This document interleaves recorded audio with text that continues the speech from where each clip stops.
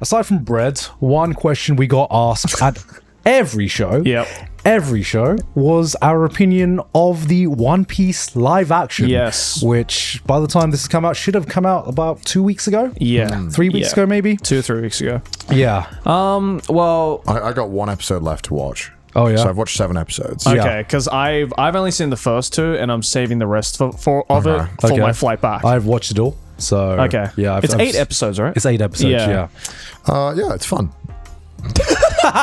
And that's that review. Thank you very much. That's that segment, everyone. Yeah. Listen, like I'm watching it and I'm having a good time, but it's like I'm not like desperate to keep watching. You get what I mean?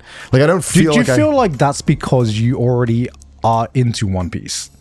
I think there's definitely part of that. Yeah. I would love to be able to watch it with a fresh perspective. Yeah. Because I feel like it's way easier to go from that to the manga rather than vice versa. Yeah. Yes, totally.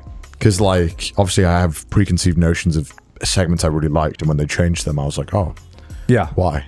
Yeah. It's hard to get rid of that. So like, yeah. I think like honestly, this is honestly like one of the best live action adaptations I've ever seen. I think It's definitely as an adaptation, it is 10 out of 10. Yeah. As a standalone TV series, which I think is important to judge, Yeah. like not just as an adaptation, I think it's like a fun 7 or 8 out of 10 show.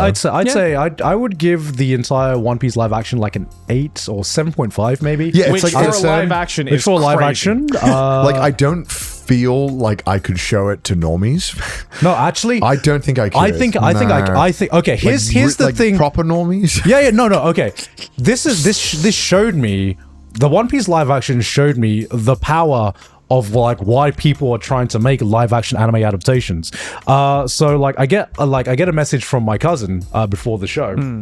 And he's like the biggest fucking normie of all time, you know what I mean? And it's not just him, his wife as well. Right. Yeah. Both totally like uninterested in anime at all. And I get a message being like, oh, I know this is totally like not anime, but we watched the One Piece live action. That's pretty good. Okay, And maybe I'm wrong. we're actually like, not just me, but my wife as well. We're actually really interested in getting into the anime. Oh, wow. Good fucking luck with that. And I was talking to Sydney's brother as well, who, you know, is more of a yeah, nerd, he but does not, definitely yeah. not the anime type of Gotcha, nerd, yeah, you know? He watched the One Piece live action and he was like, fuck, I did not think I would enjoy that, but that was really good. Oh, maybe I'm wrong. Maybe I just have too. Maybe I'm too. Yeah.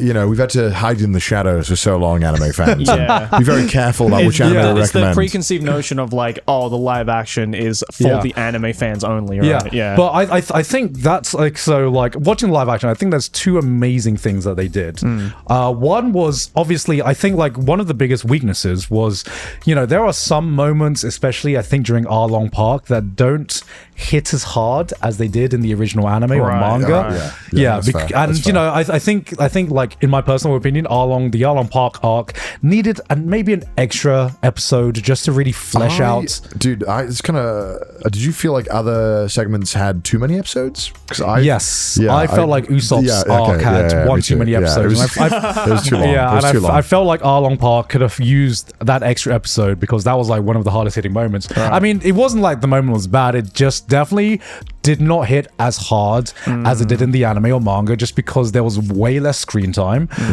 But, you know, you still had the important moments and everything like that. Yeah. Sanji having a British accent took me by surprise. I'm not gonna lie, like a London accent. I was like, "Whoa, I did not expect that for Sanji." Luffy, it's Sanji. He's kind of he's kind of like that. What you mean my cooking's bad? I really liked that though. No, Garp being Scottish and was just, Scott, yeah. just like worked. I think it all like I actually like the casting. I actually all enjoy.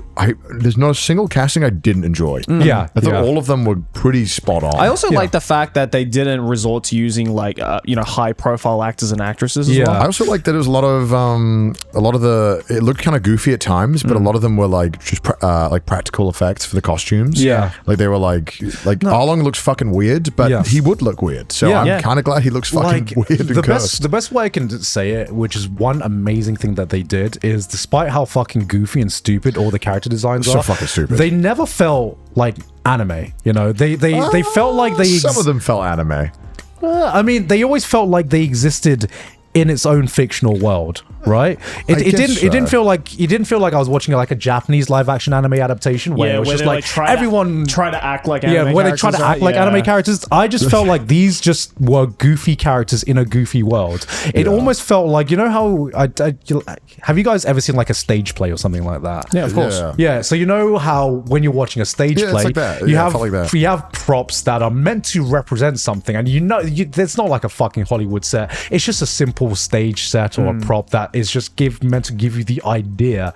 That's what it felt like. You knew that these practical effects and these like makeup effects, you knew that it doesn't exist in the real world, but they sold it enough that in your mind you kind of like you allowed your suspension of disbelief to really go into this fictional world, because one of the thing I really think that the One Piece live action did correctly was really sell you on the whole world of One Piece, you know, this fictional the world building of One Piece with like all of these different factions, the fishmen and everything as well. I didn't realize how, I won't lie, it did piss me off after a while where he kept saying, I'm going to become king of the pirates. When you read it, it isn't that annoying, but he said it like every 2 minutes and I was like, okay, I get it, Luffy, I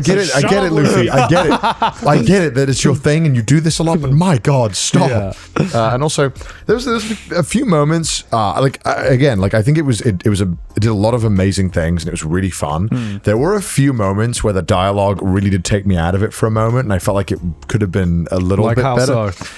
Oh fuck! I was watching episode 6, and it felt like there was like I can't remember. There was one scene where they were I think they were around the bed, and there was just this scene where it felt like they were all just talking separately, and they weren't talking to each other, and it was really weird. Like NPCs. It was very bizarre. It was like a really weird conversation because then there was some other conversations that were really good. Like every Garp scene, I thought that it was kind of interesting how they did this dialogue. But there's also did you see the when I watched it, I thought it was a weird transition, and then I'm so glad that someone posted it on Twitter and thought this was a weird transition because I felt so validated.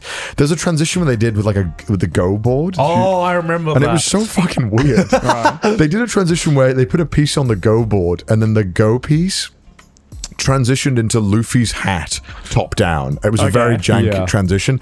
And then they also walked on their mark kind of weird, like Luffy didn't start walking until someone walked next to him, so as if to say his mark. It was kind of weird. It was a very nitpick, but it was those kind of things that like kind of you kind of get like for a moment you're like this is a show. And you know, those are very very very slight nitpicks, but I think I think it's when you watch a show like this and everyone's getting so hyped around it, I think it is fair to be like, hey, it's okay to have some things you didn't like and have some concerns, because I do feel like there were so many micro decisions that I noticed that maybe not a lot of people noticed that I think really worked well. There's some very good quality of life changes. Like I felt it was fucking genius to have only certain characters shout out attack names.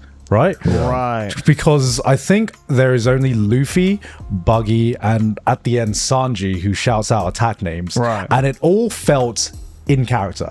Like you know, like because I was wondering when I was watching the trailer, if people shout out attack names, it's gonna be cheesy as fuck.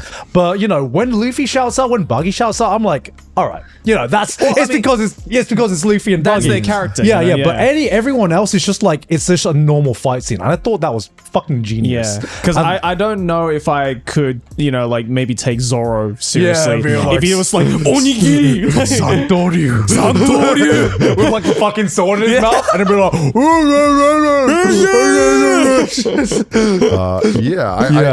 I guess now that I'm really done with it and I'm like, I would like to watch more. My concern is, how do you make more? How do you make Chopper? Okay, that's there's a lot of characters, a lot of fights that get really weird, really bizarre, and I feel like the start of One Piece is when it's most adaptable in terms of one-to-one live action, because like simplicity, right? Because it's the gum, the gum shit is weird, but I mean they did a great job animating that stuff.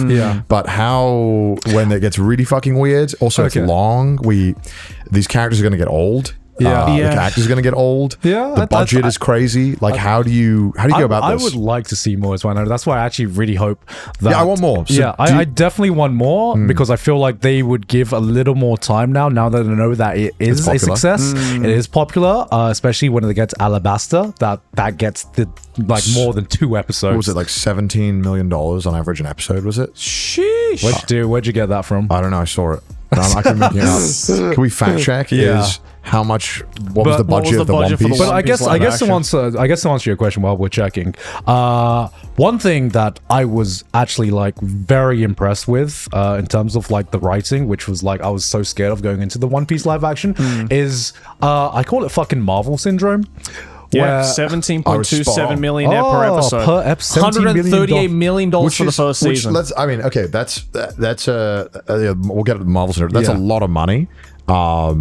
The level of success that it needs to sustain that is good. I think it's got it. I think it's proven that it's value in it. Yeah, the set design was insane. Yeah. I mean, I just hope that they can keep the budget going and the show can keep popping off because I want to see more of it. Yeah, because like I was like, as I was saying, I think the reason why the goofiness kind of worked was like it didn't do this thing which I think a lot of Hollywood films and especially Marvel movies do, where when like something weird happens, especially like there's a thing in like Ant-Man, the new Ant-Man, where one of the characters looks fucking like atrocious, like an abomination, and the entire joke is just everyone laughing at how stupid this guy looks. Look at this big guy with this like wide face. It's so funny.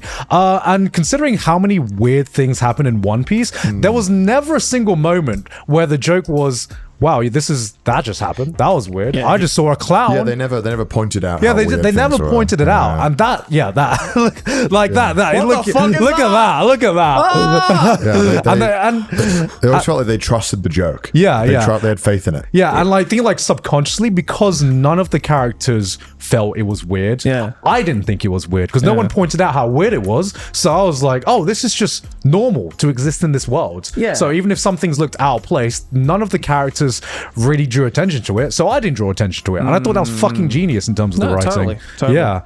I hope we get more, and I hope it doesn't take forever. Obviously, there's a lot of strikes going on right now, so we're probably not going to, probably not going to be for a while. Which sucks because I wonder if they're going to have to do like a James Cameron approach where you film as much of it now while the actors are all still young. Yeah. Because oh my god, this is going to be, if they do it. If they film it as they're like, I guess, reaching it, it'll be like, what, like 15 years? Well, how long did the One Piece live action take for production again? It was like, I don't know, 2 years, 3 years, I think. I think it was longer than that. Yeah, I mean, obviously, it's like 4 or 5 years. apparently the script's ready, the next one. Oh, really? Yeah. But they just need to, the strikes need to be agreed on, and prices and stuff, which obviously means that it's we're not going to see it for a while. Yeah. Which is kind of sad because the one thing that kind of sucks about current TV is that because they have to wait to see how a show does, we often have massive gaps between season 1 and 2 of shows because back in the day they'd be like, oh yeah, this is a good pilot, give it 900 episodes. Yeah. And so you'd get a lot, and it was good. Yeah. Late 2024, early 2025. That means early 2025 for sure. Yeah, There's no way that definitely covers means early 2025. at earliest. There's no way. Yeah, so we're gonna have to wait like 2 years until we probably So get I it. don't know if this is a hot take. It might be a hot take. Okay. I think I know what you're gonna say. that the One Piece live action is a better introduction than the anime. Okay, wait. Does this include the manga? It does. It does not. This is a big thing to say now. You need to be very careful. I have to be careful, but I think the anime is fine to say that because I think a lot of people agree that the anime is extremely slow when it starts, and the pacing is the main issue and the reason why a lot of people get turned off. And I think this is the fact that we get through 10 volumes in what doesn't feel like too long. Okay, I think that's fair. So, yes, if I knew the person was an anime fan or like already into like anime and manga, I would recommend the manga. Yeah. But if They're it's super someone normie. Yeah, who that's fair. maybe has no interest in anime or manga, I would actually recommend the live action over any other One Piece media to get them into the world of One Piece. I agree with How that. many episodes does it take for them to finish Arlong Park in the anime? 52. Yeah, it's a lot. That's just too much. That's just, that's just, yeah. Like It's a lot. that's just too much. Yeah. I mean, that's what if you cut down the One Piece live action, it'd be what 20 episodes. Yeah. Because it's like about an hour. I think you know, I think Arlong Park is definitely stronger in the anime. For sure. I think I believe that. for like the trade-off you get for like the impact of Arlong Park and maybe some of like Sanji's arc hitting less strongly with the anime, I think that's offset by just how streamlined the live action is. It feels way more streamlined, you know. Yeah, there's a lot of fats that has been trimmed off. No, I agree. And just the way that characters get introduced, I feel like, because you know in like the anime or the manga, it's like every character one episode at a time gets introduced and you're like, okay, when are we going on this adventure? Start, yeah. It's a very sluggish start, whereas in the live action we get like Nami and Zoro just introduced at once, and you get that one thing that I really like, you almost get that instant chemistry between the banter between the three of them, almost like after episode 1. And that's what I love about One Piece. Yeah, I think it makes sense though, because like especially with the manga, for instance, like, you know, it was the story was just starting off, so I think Oda was still trying to get a footing on like, okay, what's the general vibe I want to go with when introducing these characters, or like, you know, what's like the most best way to do it. So I think he was like kind of testing out a lot of things in terms of like how to streamline that story, whereas now that it's been so established, and you know, he was part of the writing team for the live action, he was just like, all right, I know exactly what I did right, what I did wrong when I first started the manga. So we're just gonna cut off all the, you know, shit parts that I included in the manga and just like make it so that straight up. I was very skeptical. I was like, I don't know how well he'll know how to translate it to film or be able to assist with that. Yeah. Obviously, I think the writing team crushed it. Totally. And obviously having his supervision probably definitely helped. It's cool. I'm just glad it worked out. I'm just happy. I'm happy we got something that's great, and I just hope that now it doesn't struggle to get off and get into season 2 and 3. I really hope it doesn't start a trend of now. I mean, it's already started the trend. Live action.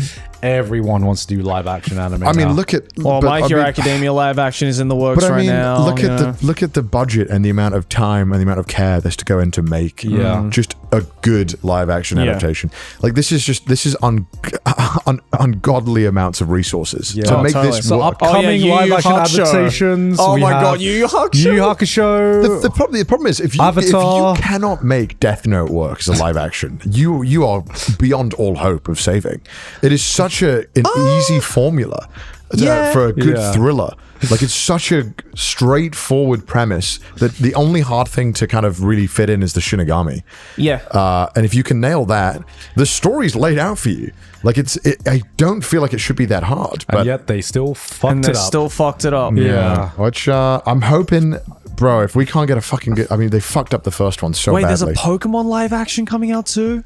I could see that working. I mean, I guess as a Saturday Detective show, Pikachu worked. Detective Pikachu was great. Yeah. That's true. If there's one, My Hero Academia, I'm scared about. I'm very scared of that one. I am very, very scared about that. And it's Zack Snyder as well. Is it Disney? Oh, it's Disney. Oh, no. Oh, no, it's not. It's Netflix. Okay. Yeah. Well, they nailed the Sword Art Online. Well, here's the thing. Let's go. Actually, okay, hear me out. Hear me out, guys. Fuck off. Maybe they can make it better. Okay, they can improve it. Here's the deal. Netflix now gets one good anime adaptation faith. They get one. We're all going to be like, guys, hear them out. Yep. And if they fuck it up, we're all going to go back to being like, One Piece was a fluke. It was a one-off. This doesn't happen. Because the problem with One Piece is that on paper, it shouldn't have worked like that. No. Out of every live action, I think every adaptation. single One Piece fan thought it was going to be dog. Oh yeah, totally. Holy shit, yeah. And it was just One Piece. Maybe I'm being that toxic One Piece fan right now, but maybe it's just because One Piece is goated. You know, maybe that was the reason. Okay, all right, God, all right, Sure. All right.